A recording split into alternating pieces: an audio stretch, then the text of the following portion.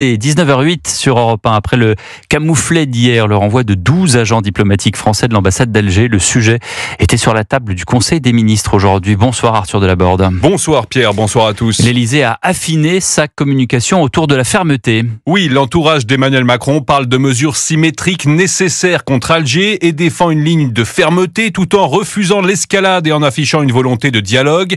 L'Élysée a d'ailleurs tenté d'échanger avec Alger ces derniers jours sans obtenir de réponse précise un conseiller de l'exécutif, alors que le régime algérien accuse Bruno Retailleau d'être responsable du regain de tension.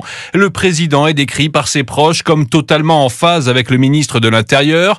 Même soutien affiché de la part de la porte-parole du gouvernement, Sophie Primas. Il n'y a pas d'affaire Retailleau, il y a une affaire d'escalade que nous regrettons dans les tensions entre l'Algérie et la France. C'est bien regrettable car nous étions partis sur une relation un peu plus apaisée, un peu plus constructive, et j'appelle de mes vœux que cette relation redevienne constructive. Par ailleurs, sur le cas Boualem-Sansal, l'Élysée explique n'avoir d'autre choix que de continuer à s'en remettre à la clairvoyance des autorités algériennes pour espérer la libération de l'écrivain franco-algérien. Merci Arthur Delaborde du service politique d'Europe 1.